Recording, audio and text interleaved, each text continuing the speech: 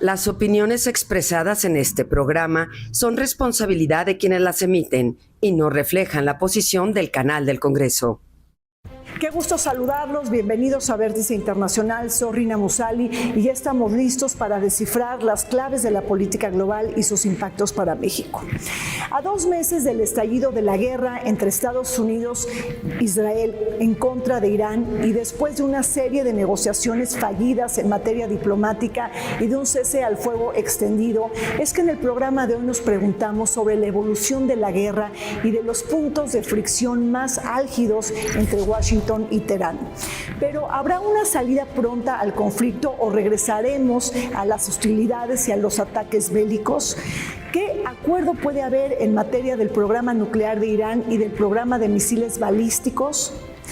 ¿Cómo está la situación en el estrecho de Hormuz? ¿Podremos llegar a la normalidad pactada o de alguna manera veremos nuevas reglas en este estrecho y en esta ruta marítima clave a nivel internacional? ¿Cómo está jugando China, Rusia, la Unión Europea y cómo está el tema de las fracturas entre los países del Golfo Pérsico con Estados Unidos? ¿Y qué nos deja esta guerra para México? ¿Cuáles son sus grandes lecciones y aprendizajes? Les pido por favor que nos acompañen.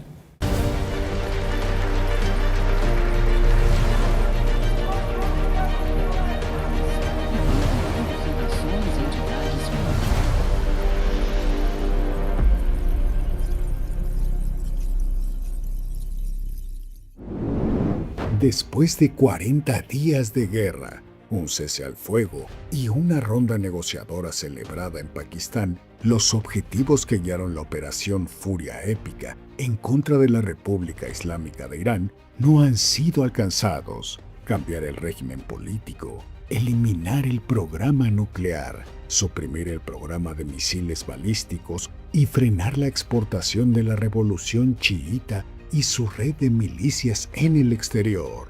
Por el contrario, Irán, derrotado por Estados Unidos e Israel en el plano físico-material, acreditó una victoria estratégica al haber consolidado un nuevo pilar del poder que incluso le da mayor ventaja que la misma capacidad de producir uranio altamente enriquecido: el bloqueo del estrecho de Hormuz. Esta arteria energética mundial, aunque sujeta al régimen de libre tránsito del derecho internacional, solo sería navegable bajo la coordinación de las Fuerzas Armadas iraníes en ejercicio de su soberanía y con la intención de cobrar peajes, la nueva exigencia de la Guardia Revolucionaria que dificulta las transacciones en la mesa negociadora para alcanzar un acuerdo. A 2 meses del inicio de la guerra de Estados Unidos y de Israel en contra de Irán y después del fracaso de la primera ronda negociadora en Pakistán y de un cese al fuego extendido y decretado por el presidente de Estados Unidos, Donald Trump, es que el mundo sigue conmocionado por esta guerra y se pregunta cuándo terminará este conflicto que ha generado fracturas en el orden geopolítico internacional y graves consecuencias para la economía mundial. Para conversar de este importante tema nos acompañan desde la antigua casa, desde la antigua sede del Senado, la doctora Anabel Ortega. Ella es analista internacional y profesora de la Universidad Iberoamericana. Bienvenida, Anabel. Muchas gracias. Está con nosotros también José Carreño Figueras. Él es editor y columnista del periódico El Heraldo de México. Bienvenido, Pepe. Muchas gracias. Y nos acompaña también Daniel Ocampo. Él es maestro en Seguridad Internacional por el Instituto de Ciencias de la Seguridad en Ankara, de Turquía. Bienvenido, Daniel, qué bueno que nos acompañas. Anabel, después de 40 días de guerra, de pláticas fallidas, de un cese al fuego, ¿qué balance tienes de la evolución de la guerra que muchos le llaman una guerra asimétrica? Sí, desde luego, bueno, vamos ya a 2 meses, una guerra que habían prometido iba a ser muy breve, una guerra en la que han involucrado una cantidad de actores en los que la ciudadanía, los estudiosos del tema, nos perdemos de repente por qué interactúan unos y otros, por qué los ataques militares están de un lado y de otro, por qué esta superioridad estadounidense no está demostrando lo que quizá muchos pensábamos, una guerra sobre todo de relato, una guerra en los medios, quién está controlando operando, cuántas bajas hay, cuántos misiles, de qué tipo, y sobre todo una guerra que está llevando a cabo una serie de implicaciones geopolíticas, de complicaciones en las cadenas de suministro, de demostraciones de poder, de alianzas regionales, y al final viendo 2 meses de comunicados estadounidenses del presidente Trump muy confusos, a veces lo vemos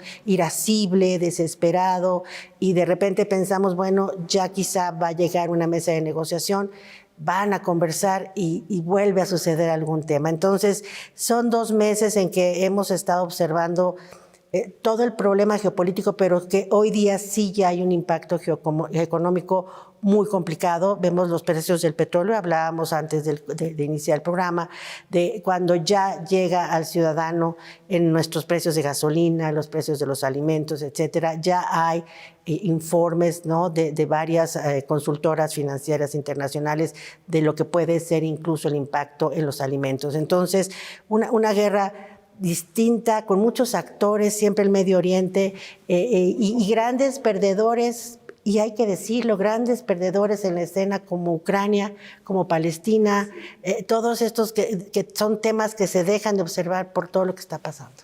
Pepe, entonces podemos decir, hasta el momento de la grabación de este programa, que Estados Unidos gana la guerra militar, la guerra tecnológica, la guerra físico-material, pero pierde la guerra estratégica y política. ¿Cómo lo ves? Sí, absolutamente. Esto es, en este momento, así con esas condiciones, podrías decir 3 cosas. Número 1, que los Estados Unidos sí tienen el poder político, económico, militar, pero no tienen el control del estrecho de Hormuz, que es el que cierra y abre literalmente la economía mundial en este momento. 2, que los Estados Unidos, que el gobierno de Estados Unidos está perdiendo, de hecho, control sobre muchos factores, control sobre alianzas militares, sus alianzas tradicionales, el control sobre la economía mundial y, de hecho, de alguna manera también control interno. El problema de Trump ahorita tiene 3 audiencias distintas, muy distintas. El gobierno de Irán, la opinión pública de los Estados Unidos y la opinión pública mundial. ¿A cuál le va a dar más importancia? No lo sé. Bueno, la opinión pública interna, pero no puedes descartar a Irán. Y tercer lugar, pues un factor también interesante. Esto es, sí tiene la superioridad bélica, pero al mismo tiempo ha estado derribando drones de $50,000 con proyectiles de $5 millones. No hay potencia que resista ese tipo de gasto. Entiendo, hay una cifra de principios de la guerra de hace 6 semanas, que hablaba de que en los primeros 5 días de conflicto los Estados Unidos gastaron $5,700 millones en proyectiles para derribar drones. Entonces es también un nuevo tipo de conflicto y cambia totalmente el rejuego geopolítico en la región y de alguna medida en el resto del mundo. Daniel, y entonces, ¿hasta qué punto la estrategia, por ejemplo, de la guerra asimétrica de Irán, es decir, el uso de drones muy baratos, ¿no?, como lo estaba comentando José, o también los ataques navales irregulares, inclusive el uso de las milicias proiraníes en diferentes lugares de Medio Oriente, eso puede llegar a neutralizar la superioridad militar de Estados Unidos? Hay una máxima en la ciencia política que se dice que la guerra es la continuación, la política es la continuación de la guerra. Perdón. La guerra es la continuación de la política por otros medios. Entonces, quien tiene una falta en cumplir los objetivos políticos, pero sí cumple los militares, está perdiendo automáticamente. Estados Unidos está demostrando esta gran debilidad que tiene, ¿no? Irán y toda su red de apoyo que existe en la región ha podido atacar más de 20 bases militares en estos 2 meses. ¿Eso qué significa? Significa que Estados Unidos ya no es el garante de la seguridad en la región. Y ese es un tema muy importante, es un tema crucial, es un tema que, pues bueno, al final del camino empieza a cambiar un tanto la balanza estratégica. Es como el 9/11, ¿no? Del Golfo Pérsico, ¿no? Prácticamente. Es una llamada de atención. Y también Irán está tratando, o bueno, ha demostrado que puede defender menos de lo que puede dañar. Hace más daño hacia afuera que lo que puede estar protegiendo al interior. Claro. Sí, Pepe, por favor. Un comentario muy rápido.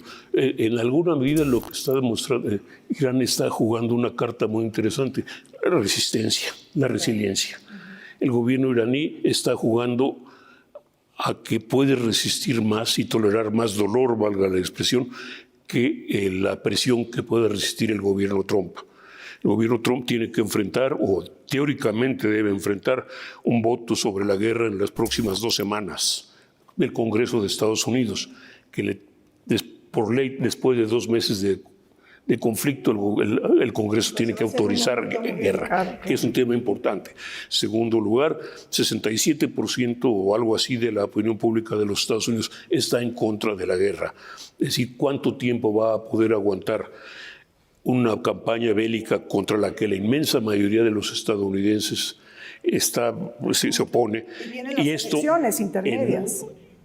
En vísperas de que comience la campaña electoral del medio término, y que los demócratas van a usar con todo el entusiasmo del planeta, como te podrás imaginar. Y tercero, lo que esto le dice a los aliados de los Estados Unidos, tanto en el Golfo como en Europa y en Extremo Oriente. Y que también representa un gran fracaso para Estados Unidos, porque es una guerra impuesta a Irán. O sea, hay que recordar que el 28 de febrero se ataca a Irán, ¿no? Entonces, lo que está haciendo Irán solamente es defenderse, es repeler esa agresión. ¿Qué significa? Que la potencia más grande del mundo, ¿no? Quien tiene económicamente más capaz, militarmente más extensa, pues no puede contra un país pues, más pequeño, ¿no? Que también está rodeado por todas estas bases y aliados de Estados Unidos, que no lo puede hacer. Eso es una gran victoria para Irán y es una derrota para Estados Unidos. Pero a ver, Anabel, ¿cómo estás viendo? Digo, si tomo lo que está diciendo Daniel y Pepe, de alguna manera entonces el objetivo de Estados Unidos es ganar la guerra, pero el objetivo de Irán es no perder la guerra. Eso sí cambia, y además su estrategia es la resistencia y sobre todo no darle una victoria política rápida o una salida rápida a Trump. Esa es la tirada. Sí, por supuesto. Aquí hay una diferencia y qué bueno que lo planteas así, Pepe, la de la resistencia, pero la resistencia tiene que ver, a diferencia de lo que vemos aquí en Occidente, tiene que ver también con una profunda indignación por la muerte del ayatolá. O sea, aquí el factor religioso juega un papel fundamental.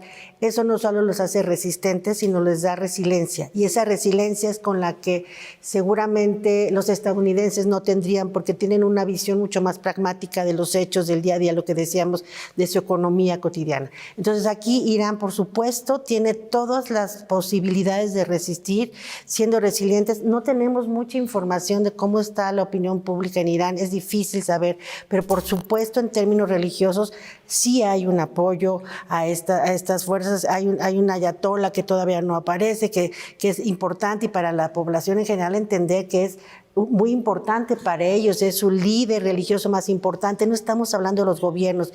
Y aquí hay algo que Estados Unidos, si bien es cierto, comete un error estratégico, no se puede pensar que no supieran que iban a cerrar el estrecho de Hormuz.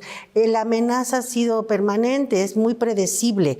¿Cuál era la idea de generar estos ataques hace 2 meses, sabiendo que esto iba a suceder y que un pueblo como el iraní tiene, por la historia de su civilización en la región, muchas formas de resistir que no son las de esta agresión militar muy poderosa, sino de atacar estratégicamente, como lo vimos, ¿no?, en Qatar y tal, y que hace repensar también a los aliados en la región, y después conversamos de Europa, por supuesto, de qué nos sirve tener todas estas bases militares estadounidenses que en teoría están ahí para defender a sus aliados si no están pudiendo defenderlos. Entonces, también ahí los Estados Unidos no solo pierden imagen política, diplomática, sino bélica. O sea, ¿de qué te sirve entonces, si yo fuera a Qatar, tener ahí la base militar? No, pero incluso están pidiendo, los hardliners o la línea dura y más extremista están pidiendo que se cierren las bases militares de Estados Unidos en el Golfo Pérsico, ¿no? O sea, ya es parte de la mesa negociadora, que eso antes no existía. Pero mira, es que el problema es el problema es, yo casi no definiría esta guerra como una guerra de Estados Unidos contra Irán, sino una guerra del gobierno Trump contra Irán. Fíjate, muy importante. Porque no es decir, evidentemente, sí, Trump tiene el apoyo de alrededor de 1/3 del electorado estadounidense, más o menos lo que apoya la guerra, sea más o menos bien o abiertamente, pero no llega más allá. Y el interés de Trump no es que Estados Unidos gane la guerra, el interés de Trump es proclamar que él ganó la guerra. Y ese es un punto brutal en todo esto, ¿no? Y para el liderazgo iraní, mira, pues evidentemente lo que les interesa es aguantar todo lo posible, porque además a mí me gustaría, si me permites, introducir 2 puntos interesantes en todo esto. El problema con los aliados árabes de Estados Unidos e Irán es que Irán no es un país árabe, no es cierto, es un país pues, es otra cosa. Y número 2, religiosamente es un país chiita, de mayoría chiita, que está en permanente conflicto con las mayorías sunitas de los países árabes. Entonces, no sé en qué grado eso defina la posición iraní, pero sé que tiene, o la posición de los árabes, pero sé que tiene una importancia. Sí, por supuesto. Ahora, impresionante, Daniel, porque no solamente sorprende Irán por su capacidad de represalia, sino sobre su capacidad de reemplazo de la élite política y militar. Es decir, les mataban a la primera capa de mandos y de dirigencias, inmediatamente tenían capacidad para reemplazarlo por otra, de una manera rápida e infalible. Entonces, sí estamos viendo un Irán que está jugando una estrategia de guerra muy diferente. Si Estados Unidos hace una guerra vertical, ellos contestan con una guerra horizontal y de baja intensidad. ¿Eso así lo ves? Sí, claro. Creo que también hay que recordar que Estados Unidos inició este año muy victorioso, con muchísima fuerza, exactamente. Entonces creo que querían hacer una guerra fast track, ¿no? Igual el mismo copy-paste que pasó en Venezuela, llegar, eliminar a la cabeza del Estado, ¿no? Del régimen, y que, bueno, llegar a la libertad, la democracia y el libre mercado. Pero no pudieron con esa complejidad que existe en Irán. Irán, hay que recordar, su sistema político es bicéfalo, ¿no? Tiene, pues, por un lado lo político, por otro lado lo religioso, que entre ambos se ayudan para tomar decisiones y para poder llegar a crear estas nuevas estrategias y ser rápido en la respuesta de este tipo de problemas. Ahora, pero tenemos a un Irán con un nuevo apalancamiento. Sí teníamos el estrecho de Hormuz, pero ahora lo acreditan políticamente en términos de soberanía marítima, y esto cambia todo el juego de la regla. O sea, todo el cambio, ¿no?, que viene por este precedente, Anabel. Entonces, te quería preguntar, entonces, el arma secreta iraní ya no es tanto tener uranio altamente enriquecido, sino realmente lo que importa ahora es acreditar la geografía. Yo creo que siempre estuvo. Claro, ¿sí?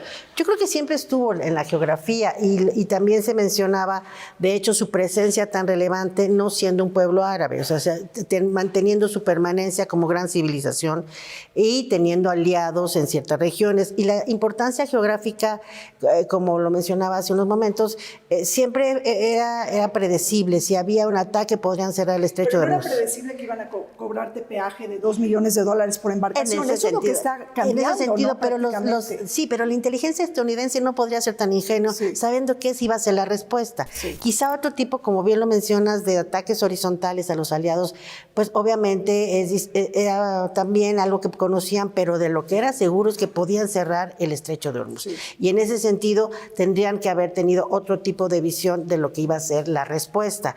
Ahora, también lo comentas muy atinadamente, con estas capas de autoridad, ¿no?, de poder responder frente a estos primeros asesinatos y después descabezar todo el régimen, pues claro que también estaban preparados. Es decir, este conflicto es tan añejo, estas negociaciones tienen tanto tiempo que, por supuesto, si Estados Unidos quería hacer una guerra fast track, obviamente Irán dijo: nosotros tenemos muchos años esperando esta guerra. Entonces, por eso tienen muchas estrategias. Ahora, al que le urge, por supuesto, y ahí queda muy bien la diferencia, es el gobierno de Trump, no de Estados Unidos, le urge por su popularidad, por su anhelado premio de la paz, que nadie le va a dar, porque, bueno, ha generado una serie de conflictos, pero también por una población estadounidense que no está sabiendo manejar toda su nueva presencia. Es que es impresionante. En el mundo hubo una comunicación del Departamento de Estado donde todos los diplomáticos debían activar una campaña de armonización de todo lo que es la ciudadanía estadounidense en el mundo, porque estamos, como hace años durante la Guerra Fría, estamos volteando a ver a los estadounidenses en muchos sitios como los grandes enemigos del mundo que están desestabilizando, etcétera. O sea, cuidar también ya las formas para que no haya esta inanimadversión a los estadounidenses que viajan por el mundo, a los turistas, etcétera. Me parece que es muy grave y que obviamente ya Estados Unidos no sabe qué hacer, pero aquí está el factor Israel. O sea, Israel ha estado jugando un papel muy importante presionando a Estados Unidos y obviamente Europa está reaccionando porque sabe que Estados Unidos le urge, pero Israel no, ni Arabia Saudita. Entonces hay muchos otros intereses que pueden determinar el timing, dónde sí, dónde no pueden generar este acuerdo. Esta es una guerra elegida por Trump porque no era una amenaza existencial para Estados Unidos, pero sí para Israel. ¿Qué piensas, Daniel? Sí, creo que sí. Yo coincido totalmente con la maestra. A mi parecer es Israel quien ha estado obligando un tanto a la administración Trump a la guerra, ¿no? Entonces, en este sentido, o sea, podemos ver que el dejarse llevar, ¿no?, por los intereses de Israel, pues ha generado todo este desescalamiento y una asimetría de poderes nuevos, ¿no?, en la región. O sea, estamos hablando de la superpotencia militar, económica, mundial. ¿Se va a dejar llevar por los intereses? Es decir, Trump de alguna manera deja de resguardar los intereses de Estados Unidos en aras de darle ese gusto a Israel. ¿Así lo verías? Mira, es que es, por un lado... Eso es muy delicado, ¿no? Pero por un lado habría que señalar que todavía el papel de Israel en todo esto no está bien aclarado. Sí. Porque aparentemente fueron los servicios secretos israelíes los que convencieron a Trump, vía Netanyahu, de lanzar el primer ataque. Ahora, dicho eso, pues falta mucho por verse, falta mucho por saberse. Exacto. Segundo, perdón, déjame hacer una pequeña dirección.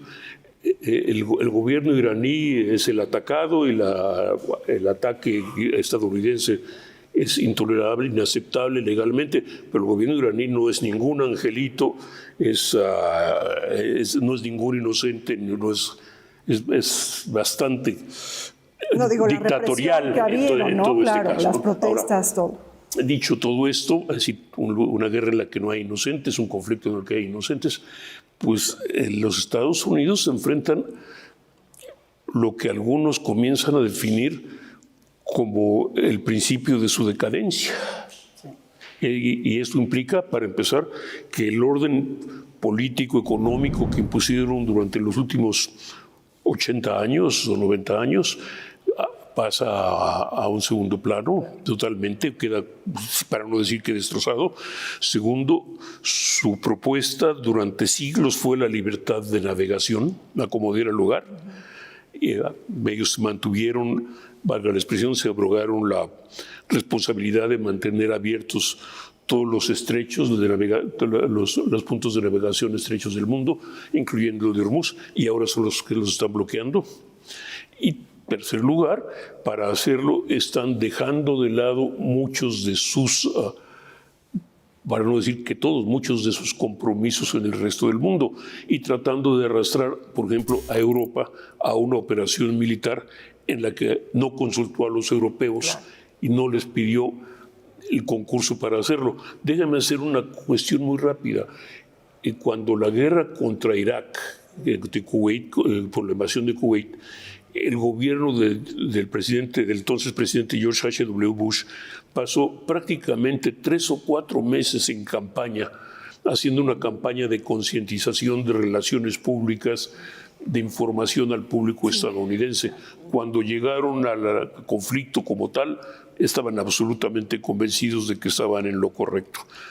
10 años después, Bush hijo lanzó la guerra también contra Irak y Afganistán y también hizo toda una campaña para popularizar el conflicto, para darle fuerza al conflicto, basado además en los ataques del 1 de septiembre de 2011. Entonces, esta vez no hubo eso, no hubo ese trabajo. Los estadounidenses no sienten que tienen un compromiso en todo esto y no ven ninguna ganancia para los Estados Unidos. Entonces, ese es el punto fundamental del conflicto. Esto es, no tienen interés, no tienen gusto, no ven razón para el conflicto. Bueno, pues así es, Irán no es Venezuela, Irán tiene una serie de herramientas y de apalancamientos para encarecerle la mesa negociadora a Trump prácticamente con un pliego de exigencias. Hacemos un corte, regresamos. La estrategia de seguridad nacional estadounidense se ha fundamentado en 3 pilares disruptivos. Primero, la neutralización total del programa nuclear iraní y el desarrollo de misiles balísticos. Segundo, una política de máxima presión orientada a propiciar un cambio de régimen o una transformación profunda del sistema político iraní. Y tercero, desmantelar la red de aliados y proxies regionales para reducir la influencia de Teherán. Durante los 2 meses de guerra, estas exigencias se han ampliado hacia condiciones más inmediatas, como la garantía de libre navegación en el estrecho de Hormuz y la aceptación de un acuerdo nuclear más estricto que en el 2015. En un entorno donde la presión militar y económica ha sustituido en gran medida a la negociación tradicional.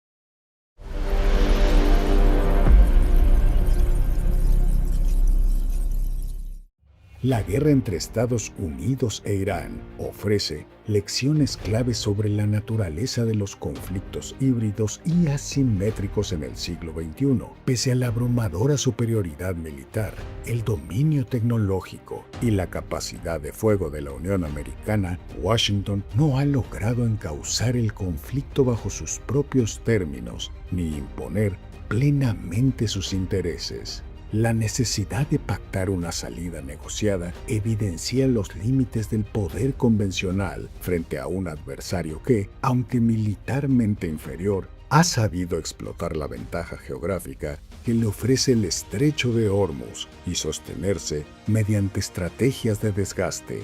Más que una victoria militar clásica, el objetivo de la República Islámica ha sido sobrevivir y resistir, transformando el conflicto en un escenario prolongado y caótico para la economía mundial y trasladando una factura política al frente interno estadounidense de cara a las elecciones intermedias, donde todo indica que el Partido Republicano perderá la Cámara de Representantes. Continuamos comentando sobre la guerra de Estados Unidos con Irán, las pláticas fallidas y los escenarios que se abren en un corto y mediano plazo. Daniel, pensando que puedan venir una serie de negociaciones y de pláticas, digo, ahora el momento es muy delicado, tenemos un cese al fuego que de alguna manera se está erosionando, pero pensemos que va a venir una nueva ronda negociadora. ¿Cuáles serían los puntos ácidos y más discordantes entre Estados Unidos e Irán? Bueno, yo creo que lo que están tratando de hacer la administración Trump es administrar el problema, administrar el conflicto, ¿no? Llevarlo a lo más, alargarlo para poder negociar. Están tomando su tiempo con este aplazamiento. Existen, en mi opinión, 3 puntos fundamentales que Estados Unidos no va o no piensa poner sobre la mesa para negociar. El primero es la salida de las tropas de la región, las tropas estadounidenses de la región de Medio Oriente. Eso como número 1. Número 2 es el tema de el uranio enriquecido, ¿no? Irán ha planteado en esos 10 puntos para la negociación que quieren tener esta libre práctica de energía atómica civil.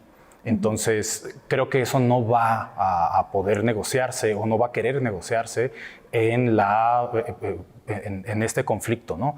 Y el tercero es justamente el manejo del estrecho de Hormuz. Creo que ahí Estados Unidos no permite esto porque le da un giro al sistema internacional donde, pues bueno, el que sale ganando al final del camino es China, porque el 90% del petróleo que ahorita está sancionado, el petróleo iraní sancionado, va para China. Claro. Oye, al parecer, Pepe, tenemos, no sé si 400 o 440 kilogramos de uranio altamente enriquecido, comentando un poco lo que dice Daniel, en varias plantas de Irán. Y bueno, pues eso tiene capacidad para hacer quizá 10 o 15 bombas atómicas. La pregunta es, dentro de las negociaciones, ¿qué va a pasar? O sea, están pidiendo que Irán entregue ese material a la Organización Internacional de Energía Atómica, Estados Unidos. ¿Irán va a aceptar? ¿Cómo se va a resolver esto? Esa es una pregunta muy complicada, con toda franqueza, porque casi me gustaría recordar que en los bombardeos de Irán hace 6 meses, el presidente Trump declaró que las capacidades nucleares de Irán estaban destruidas. Pero bueno, vamos a dejarlo de lado. Dejémoslo de lado. En segundo lugar, pues sí, es un mucho un pretexto para el conflicto o para mantener vivo el conflicto. Tercero, pues habría que ver si las negociaciones se reanudan o no. Sí, puede escalar también, es decir, claro. pero con respecto, hasta la mañana de este viernes, se sabía que el ministro de Relaciones Exteriores iraní había viajado a Islamabad, en Pakistán, presuntamente para participar en negociaciones, pero el que no habían viajado al parecer no había representación de Estados Unidos para hablar con él en Islamabad. Ahora, dicho eso, nadie sabe nada, nadie sabemos nada de lo que está pasando realmente. Ahora, ¿qué va a negociar ahora? Pues probablemente el gobierno iraní probablemente va a poner el estrecho de Hormuz o el control del estrecho de Hormuz como punto importante en su arma de negociación, y de hecho mantiene a la economía mundial como rehén. ¿Pero Estados Unidos va a aceptar el peaje? No tiene que aceptarlo. Ese es un punto de un inicio de conversaciones, claro, un inicio de negociación. Dicho eso, no, porque inclusive se ha hablado que hasta van a aceptar o sea, que en todas las monedas que no sean los dólares, ¿no? O sea, toda esta idea de desdolarizar a partir de la guerra de Irán, que ha sido uno de los principales objetivos estratégicos de los BRICS, Anabel. Fíjate las cuestiones de negociación. Yo tengo el derecho de Hormuz y te voy a bombardear voy a hacer tierra arrasada de tu país. Digamos, son posiciones más o menos extremas. Claro, claro. Ahora, y el programa de misiles balísticos, esto ha sido una de las grandes demandas de Estados Unidos y también de Israel, que Irán elimine su programa de misiles balísticos. ¿Cómo está ahora el arsenal, Anabel, después de toda la destrucción que ha hecho Israel y Estados Unidos? Pues esa es la gran pregunta, porque se supone que si vas a una guerra militar, no bélica, lo que prevés es cuánto arsenal tiene tu adversario, y al parecer están siendo apoyados todavía, se dice, porque es que esta es información muy delicada, porque no se puede tener datos duros, que quizá estos misiles que son de bajo impacto, pero que son muy eficaces, que son además muy económicos, son los que se pueden seguir elaborando y haciéndose llegar, parece que puede ser hasta de Rusia, ¿no? Entonces, aquí hay una serie de armamento en el que pueden seguir, quizá no tan efectivos a nivel de defensa, pero sí de ataque para esta gran resiliencia o resistir. Entonces, en este programa yo lo pregunto, es una muy buena pregunta porque es la pregunta que hacen todos los alumnos, ¿no? Bueno, y además hay una pregunta más de fondo. ¿Por qué si Estados Unidos y Francia y demás, o el mismo Israel quizá pueden tener armamento nuclear para defenderse, por qué Irán no podría hacerlo, ¿no? Y esa es una gran pregunta que es desde la lógica del análisis, ¿no? ¿Dónde está esta presión de los Estados Unidos para decir Irán no debes tenerlo? Entendemos el peligro que ha sido para la región la presencia iraní, de mantener un control y por supuesto contra Israel y muchas regiones, pero lo que es cierto es que ese argumento no se sostiene si lo llevas a una negociación, ¿no? Ahora sí, desde el mundo occidental, es decir, no debemos incrementar el nivel de armas, la proliferación de armas nucleares. Por supuesto, México es uno de los principales promotores de estas iniciativas, pero al final del día, si Francia declara que se va a tener que hacer de armas, bueno, pues esto hace el famoso balance de poder en las relaciones internacionales. Entonces Irán no podría ceder. Eso es por un lado. Y por otro, los otros actores que están siendo afectados también tienen una voz en términos del precio de petróleo, en términos de los suministros, y por supuesto China tiene una voz. La semana pasada me parece que hubo una declaración de Xi Jinping que pocas veces hace, diciendo que al que habría que desarmar es al país más peligroso del mundo, que es Estados Unidos. Esto es muy extraño porque nosotros vemos desde esta óptica es que es muy bueno que no haya tantas armas, y Estados Unidos esa ha sido su bandera, que en este caso fue que no tuvieran armas, cambio de régimen a un régimen más democrático y una estabilidad de la región. Por lo pronto, en temas de armas, siguen generándose muchas más armas en el mundo. En términos de régimen, no hubo cambio de régimen, o de democracia. En términos de estabilidad, pues está mucho peor. Entonces, creo que Irán, como bien dijiste al inicio, no va a ceder una victoria, y el estrecho de Hormuz, para algunos de los analistas, estamos viendo un momento del canal de Suez, por ejemplo, un momento en donde sí se van a quedar este espacio con peaje, porque va a ser una nueva etapa de Irán, y si revisamos todo lo que está haciendo el comercio internacional, la imposición de tarifas y demás, ¿por qué no la imposición de estrechos y de paces? Correcto, Daniel. Entonces ahí, pensando un poquito de que eres experto en temas de Turquía, bueno, ¿qué hará Turquía con el estrecho del Bósforo? Porque también es un estrecho natural, está aprendiendo de la guerra, de las lecciones que da la guerra de Irán. ¿Puede venir un efecto dominó con los cuellos de botella en todo el mundo y los estrechos? Creo que viene al revés, ¿no? A partir del 2020 se crea este plan por parte de Erdogan en Turquía de abrir el canal, crear un nuevo canal, como un canal artificial, el canal de Estambul, donde se hace pues dueño del paso franco de todos los buques, ¿no? Y de toda la economía. Y al final del camino, pues la salida de Rusia al mar Mediterráneo, ¿no? Y todo lo que eso significa, lo que significa en términos comerciales, en términos de energía. Entonces, justo como decía Pepe hace un momento, es tener de rehén a la economía, ¿no? Están cambiando estas grandes zonas, ¿no? Y si bien por el lado de Turquía es una potencia media creciente, Irán por el otro lado también lo está haciendo. Entonces ahora tenemos dos grandes potencias de la región, regionales, que están cada vez teniendo esta nueva independencia, ¿no? Y este nuevo cambio de aliados, ¿no? Por un lado Turquía para Rusia, y por otro lado, pues sí, Irán un tanto volteando a ver a China, ¿no? Entonces creo que esto cambia mucho la dinámica en términos primeramente energéticos, porque a quien más le ha afectado este conflicto es a Europa en términos de energía. Que en este mundo globalizado y que todos estamos interconectados, podemos ver que misiles un día entre Irán e Israel pues afectan en 3 días México. Sí. Entonces creo que ahí el problema es sistémico, ¿no? Es una guerra sistémica, más no regional, claro, y así hay que verlo. Claro, y ese es el objetivo de Irán, ¿no? Hacerla más sistémica, sacarla del plano militar, bélico, ¿no? Y meterlo al tema de la economía mundial.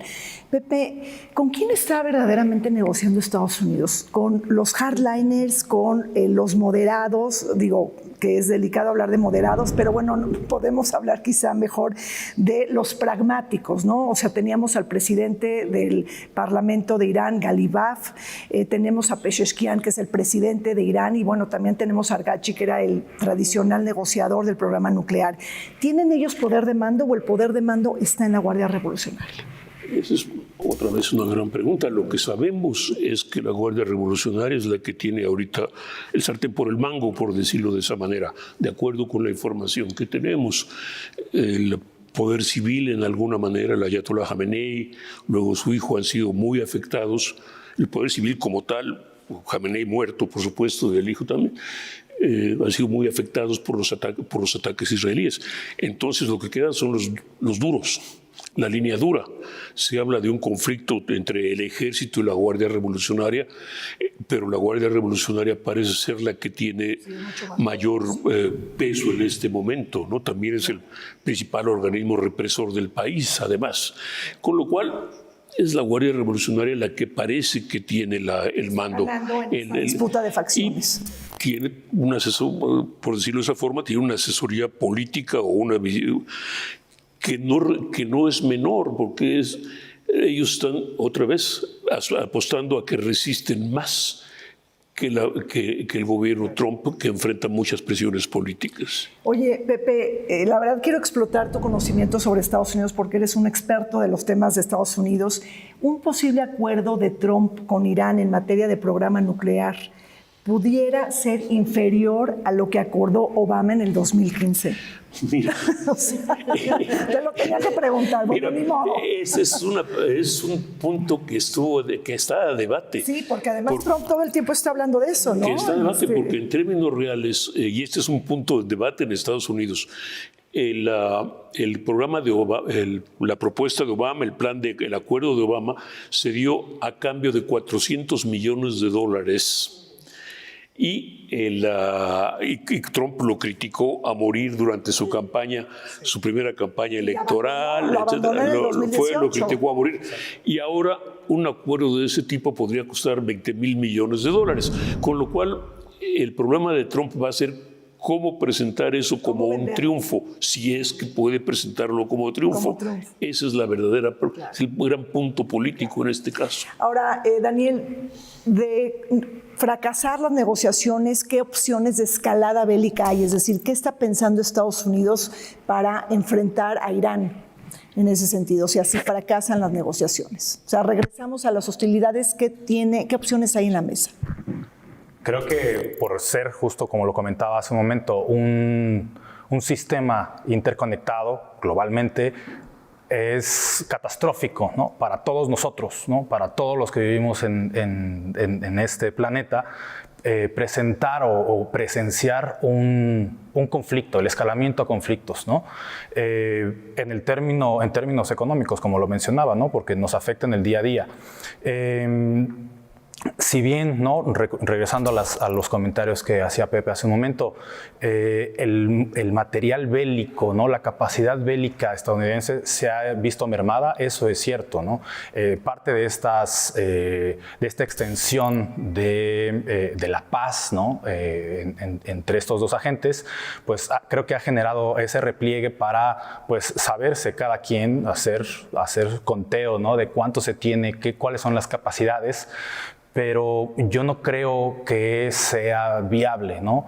El poder combatir o poder llevar en el largo tiempo un combate o un enfrentamiento bélico con Irán, porque las primeras consecuencias han sido específicamente en Estados Unidos, en la economía estadounidense. Entonces, creo que estratégicamente no le convendría.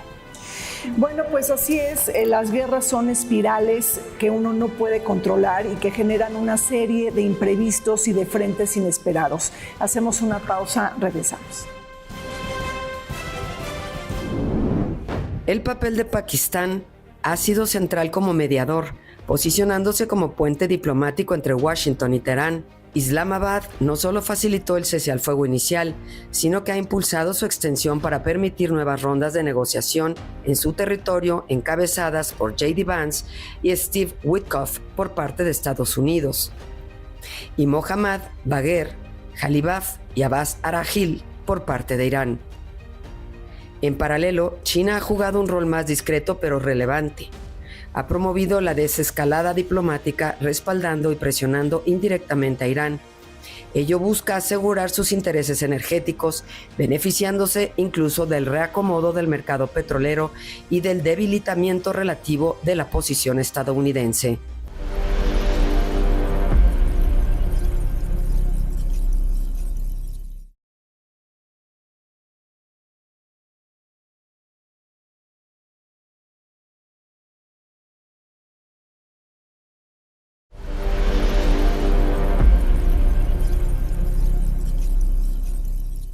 La guerra de Irán ha provocado nuevas fracturas en el escenario geopolítico. Trump enfrentó dificultades para articular con rapidez una coalición internacional que garantizara la seguridad del estrecho de Hormuz. Mientras que persistían tensiones con aliados tradicionales, el presidente de Estados Unidos calificó a la OTAN como un tigre de papel, y en la Unión Europea surgieron diferencias sobre la guerra, reflejando una falta de consenso transatlántico.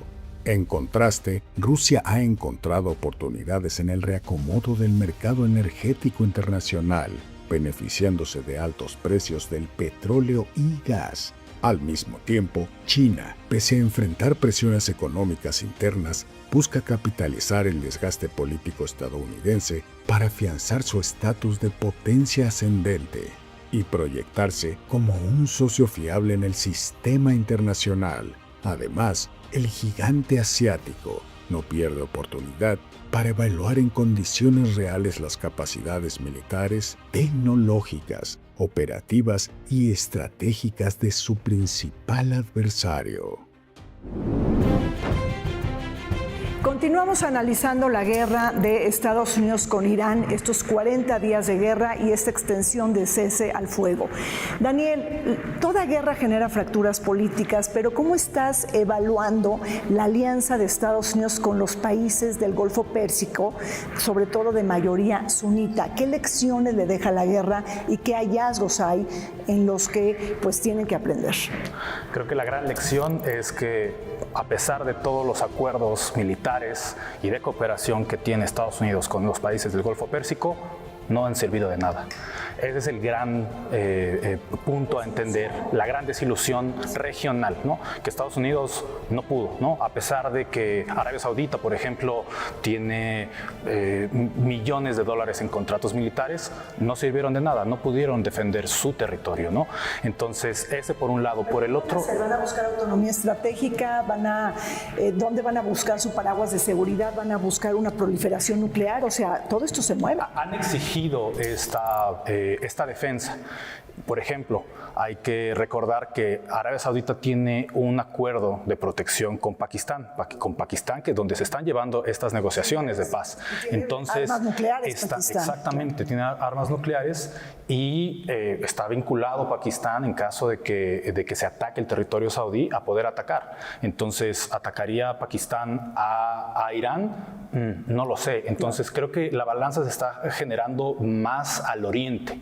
Es donde se están buscando ahora nuevas relaciones, nuevos acuerdos de protección, porque se vieron muy limitados los estadounidenses. Anabel, ¿Rusia es ganador en esta guerra?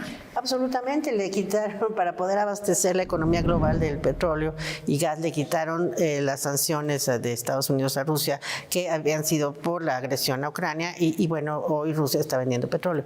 Aquí es increíble cómo ganan otros actores que no deberían en este contexto, y desafortunadamente ver este conflicto de una forma maniquea de buenos y malos no ayuda, porque en realidad también Irán ha sido un actor que ha desestabilizado por mucho tiempo la región. Se entiende ahí la necesidad también de Israel, que esto llegue a buen puerto, porque más allá de los intereses del personaje Netanyahu o del personaje Trump, me parece que ahí está en juego también las vidas de muchos israelitas, y también en el mundo lo que está pasando, cómo empieza a reaccionar la gente. Y esto va a generar también otras narrativas. En Europa lo vemos, hace poco estuve por ahí, sensación de que viene otra guerra, esta nueva forma de Francia decir nos tenemos que defender, España diciendo no pueden pasar por aquí las tropas, no puedes usar las bases militares, Giorgia Meloni, Italia, diciendo esto se tiene que acabar, los alemanes siendo notificados de que no pueden salir de su territorio los jóvenes. O sea, esto genera también una sensación de lo que es una guerra, y decir una guerra sistémica en la que sí algunos administran la guerra, pero que está en juego muchos otros sectores y otros países involucrados aliados que seguramente van a tener una reacción. Ya se están tardando. Yo no soy muy optimista del escenario de negociaciones porque ya están siendo afectados otros intereses, sobre todo los países BRICS, hacia la India y China y etcétera. Entonces, es un escenario muy complejo y lo que sí vemos es que va a haber cambio de aliados. Europa está muy decepcionada del maltrato que ha habido por parte de Estados Unidos.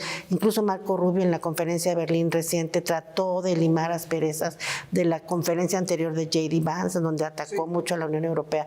En fin, yo creo que Estados Unidos está en una situación muy complicada porque se metió en una situación en la que no sabe cómo salir, pero que involucra a todos. Sí. Y lo mismo está haciendo Irán. Entonces, oye, pero no hemos hablado de China, Pepe, y bueno, te comparto esta pregunta, las más difíciles para Pepe, ¿no es cierto?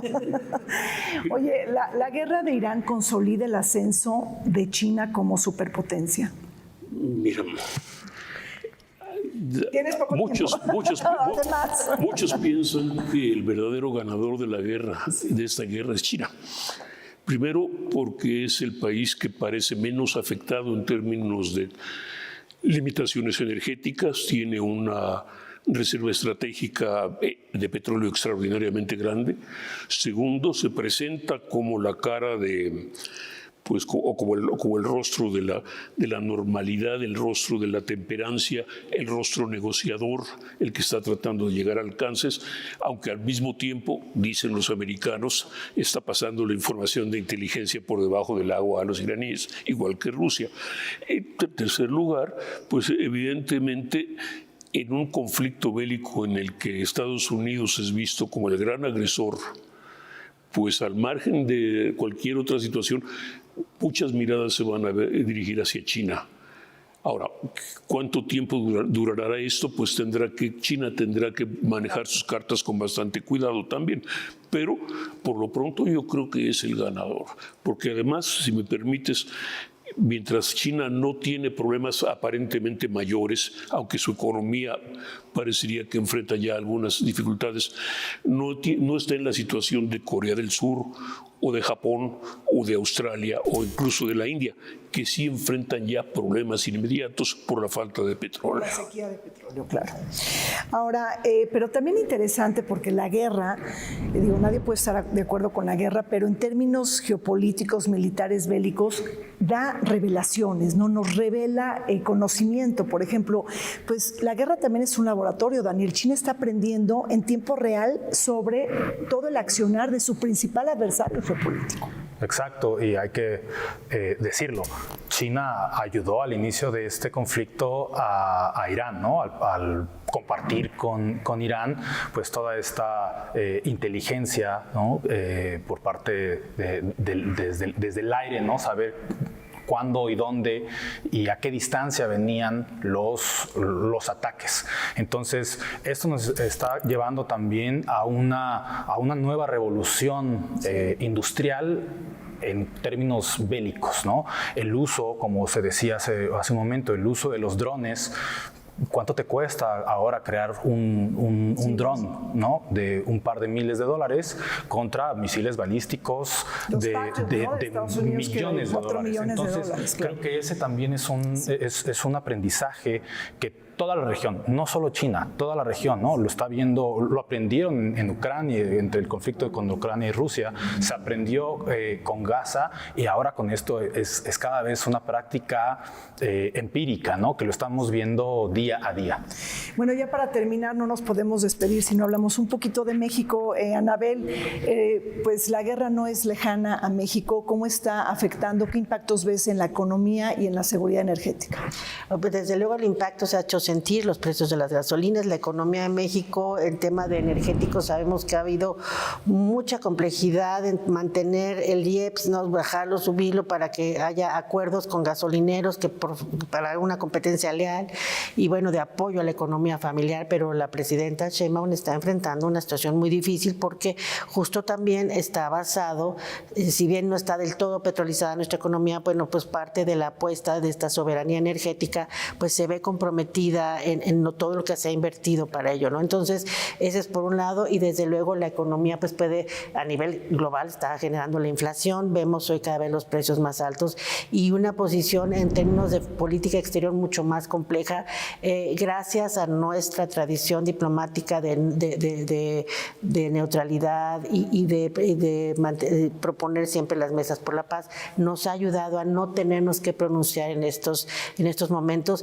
Y hay que decirlo también, el presidente Trump está muy ocupado en otras regiones, entonces creo que de momento para nuestra próxima revisión del Tratado de Libre Comercio el 26 de mayo, si esto continúa en Irán, digo qué pena decirlo así, pero posiblemente podemos tener un poquito de estabilidad en las conversaciones que se puedan generar con Estados Unidos, pero en todo nos afecta, no nos han pedido que pronunciemos en este momento, pero sí espera Estados Unidos que seamos sus aliados, por supuesto sus socios más importantes. ¿Estás de acuerdo, Pepe? Últimos comentarios. Yo creo que habría que señalar algo, ¿no? Es decir, México, para bien o para mal, está en el epicentro.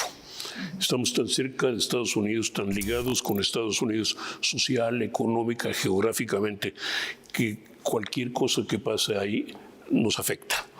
Y en este caso también nos afecta. Simplemente para poner un ejemplo, somos un exportador de petróleo crudo, por ejemplo, teóricamente bien, pero también somos un importador neto de destilados, de gasolinas y de destilados, de refinados. Entonces, ahí para empezar un impacto. Segunda parte del impacto, ¿cuál sería la economía?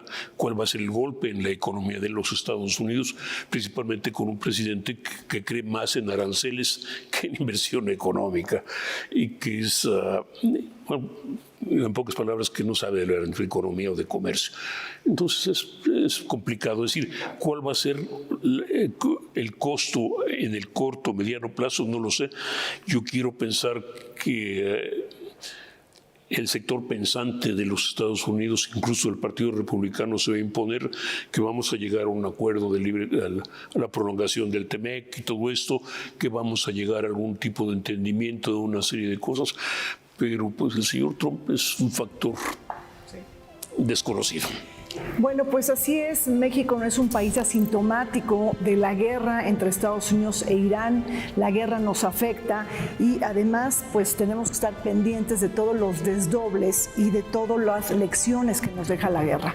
Pues muchísimas gracias a José Carreño por estar con nosotros, a Anabel Ortega y a Daniel Ocampo. Gracias. Gracias. Volvemos. El alto al fuego entre Israel y Líbano se ha consolidado como una pieza clave de la coyuntura geopolítica. La tregua temporal y el inicio de contactos directos buscan contener la escalada con Hezbollah, aliado estratégico de Teherán. Estas negociaciones centradas en el desarme y la seguridad fronteriza operan como un frente paralelo del conflicto mayor. Cualquier recrudecimiento en territorio libanés podría reactivar la participación directa de Irán. Mientras Israel insiste en el desarme de Hezbollah y en mantener una zona de seguridad, Beirut exige la retirada total de las fuerzas israelíes del sur del país. En este contexto, el río Litani, límite geográfico y punto estratégico, se ha convertido en el eje de la disputa. Para Israel, una barrera de contención y espacio de operaciones. Para Líbano, una línea cuya militarización agrava la crisis humanitaria. Me despido de ustedes, se acabó el tiempo en Vértice Internacional. Soy Rina Musali y nos vemos todos los martes y los sábados por el canal del Congreso.